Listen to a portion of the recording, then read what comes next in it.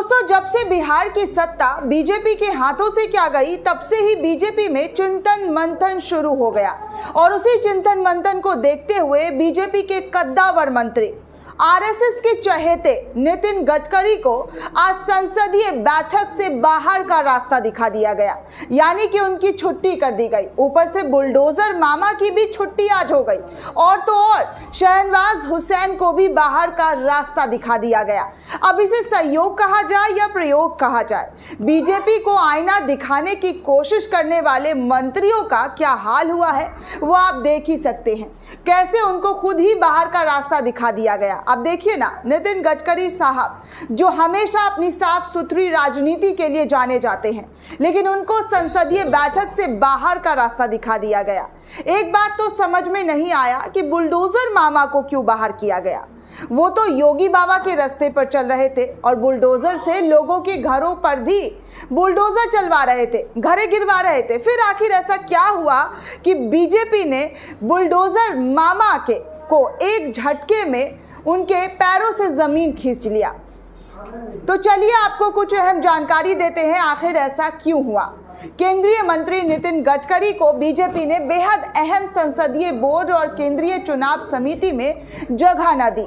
Party का ये फैसला निश्चित रूप से हैरान कर देने वाला है, क्योंकि नितिन गडकरी बड़े कद के नेता माने जाते हैं और बीजेपी में उनका बड़ा कद भी है। गडकरी उन मंत्रियों में शुमार हैं जिनकी मोदी सरकार के पिछले 8 सालों में ट्रैक रिकॉर्ड उठाकर देखा जाए तो शानदार रहा है। गडकरी सड़कों को लेकर अपने विजन और इस मामले में अपनी बेहतर समझ के लिए जाने जाते हैं, और उनके विरोधी भी खुलकर उनकी जमकर तारीफ करते हैं। कहा जाता है कि 2014 के बाद से बीजेपी और केंद्र सरकार में वही शख्स आगे बढ़ सकता है जो नरेंद्र मोदी और अमित शाह की गुड बुक में हो।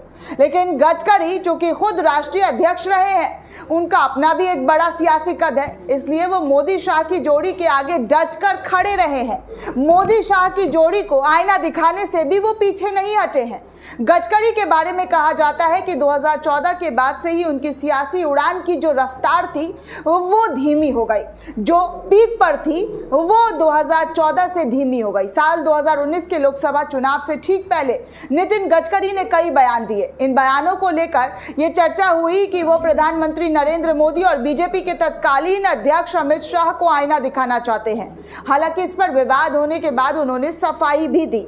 उन्होंने सफाई भी पेश की कि ऐसा कुछ नहीं है, मैं बीजेपी और अमित शाह को इस तरह की चीजें नहीं बोल रहा हूं। यहां हम नजर डालते हैं कि गडकरी ने साल 2019 के लोकसभा चुनाव से पहले कब और क्या कुछ कहा था। दरअसल दोस्तों, दिसंबर 2018 में नितिन गडकरी ने कहा था कि नेतृत्व को हार की जिम्मेदारी भी स्वीकार करनी चाहिए। उन्होंने कहा कि कई पिता होते हैं लेकिन असफलता अनाथ होती है। तब उनके बयान का यही अर्थ निकाला गया था कि उन्होंने 2018 में कुछ राज्यों में बीजेपी की हार के लिए इशारों में नरेंद्र मोदी और बीजेपी के तत्कालीन अध्यक्ष अमित शाह को कटघरे में खड़ा कर दिया था। लेकिन इस पर बवाल बढ़ने के बाद गडकरी ने सफाई दी थी और कहा था कि उनकी कई बातों का बिल्कुल गलत अर्थ जो है वो निकाल दिया गया। उनका कहने का ये मतलब नहीं था। अब बात करते हैं दोस्तों, अगस्त 2018 में गडकरी ने ये कहकर राजनीति भूचाल ला दिया था कि नौकरियों के मौके कम हो रहे हैं। यानी केंद्रीय मंत्री ने ये माना था कि मोदी सरकार नौकरी के नए मौके बनाने में नाकाम रही है। अक्टूबर 2018 को कलर्स मराठी के एक टॉक शो में नितिन गडकरी ने कहा था कि 2014 के चुनाव से पहले पार्टी को जीतने की कोई उम्मीद नहीं थी, लिहाजा हमने लंबे चौड़े वायदे तो कर दिए थे। अब हम सत्ता में आ गए हैं तो लोग पूछते हैं कि उन वायदों का क्या हुआ। हम बस हंसकर आगे बढ़ जाते हैं, उन वायदे को भूल गए हैं और उन्हें याद नहीं कर रहे हैं। दिसंबर 2018 में नितिन गडकरी ने अपने भाषण में न सिर्फ नेहरू का नाम लिया था बल्कि उनकी तारीफ भी जमकर की थी। नितिन गडकरी ने कहा था कि उन्हें नेहरू के भाषण बेहद पसंद है। उन्होंने कहा था, नेहरू कहते हैं कि भारत एक राष्ट्र नहीं बल्कि एक आबादी है, जबकि बीजेपी की ट्रोल सेना और खुद बड़े नेता नेहरू पर हमेशा हमलावर रहे और 75 साल की दुहाई देते रहते हैं। दिसंबर 2018 में ही नितिन गडकरी ने कहा था कि आप केवल इसलिए चुनाव नहीं जीत सकते हैं कि आप बहुत बढ़िया भाषण देते हैं, आप बहुत विद्वान होंगे तो होंगे, लेकिन ज़रूरी नहीं कि लोग इसलिए आपको वोट दे दे। जो आदमी ये समझता है कि वही सब कुछ जानता है, वो गलती पर है, वो गलत कर रहा है। लोगों को आर्टिफिशियल मार्केटिंग से बचना चाहिए। जनवरी 2019 में भी नितिन गडकरी ने कहा था, सपने देखने वाले नेता लोगों को अच्छा लगता है, पर दिखाए हुए सपने अगर पूरे नहीं किए तो जनता उनकी पिटाई भी करती है। इसलिए सपने वही दिखाओ जो पूरा हो सके।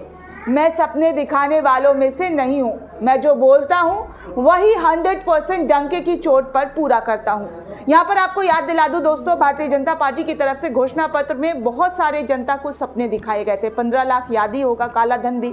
लेकिन जब 2019 में गडकरी ने एक कार्यक्रम में पूर्व प्रधानमंत्री इंदिरा गांधी की प्रशंसा की थी, महिला स्वयं सहायता समूह के एक प्रदर्शनी कार्यक्रम के उद्घाटन के मौके पर, तो उन्होंने कहा था कि इंदिरा गांधी ने अपनी पार्टी में अन्य सम्मानित पुरुष नेताओं के बीच अपनी क्षमता को साबित की है।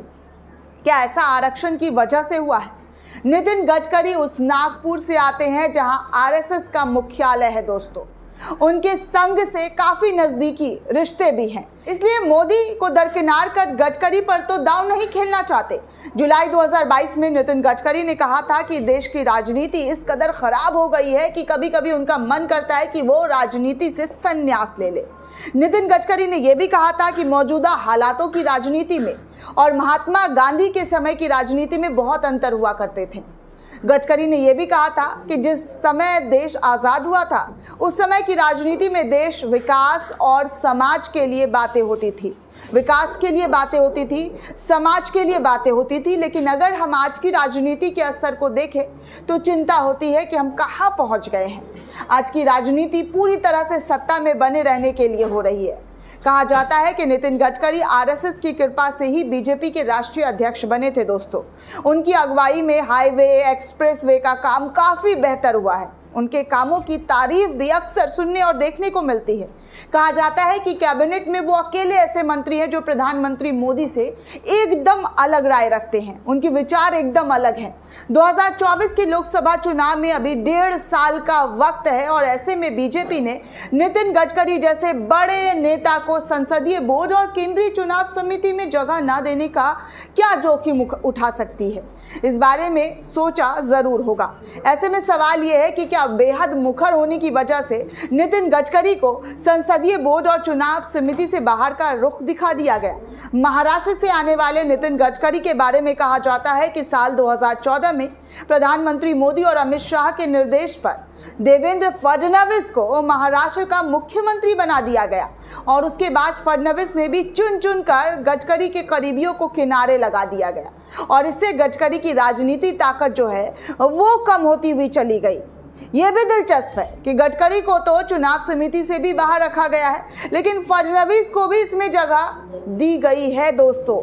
जी हाँ, जबकि फडणवीस सियासत में गडकरी से काफ़ी जूनियर है, लेकिन उनको इस जगह पर लाकर बिठा दिया गया है। तो ऐसे में आप अंदाज़ा लगा सकते हैं कि भारतीय जनता पार्टी को आईना दिखाने वालों का क्या हश्र बीजेपी करती है, उसका एग्जाम्पल आपके सामने आ चुके हैं। क्योंकि जिस तरह से बीजेपी एक एक कद्दावर नेताओं को, जो बीजेपी के विजन को लेकर, बीजेपी की बातों को लेकर, बीजेपी के जुमलों को लेकर खुलकर बोलते हुए नजर आए, भले ही नाम ना लिया हो लेकिन तंज और ताने कसते हुए जरूर नजर आए, लेकिन आज उनकी छुट्टी कर दी गई है। कैसे उनको साइड कर दिया गया है, सीधे संसदीय बैठक से उनको किनारा कर दिया गया है।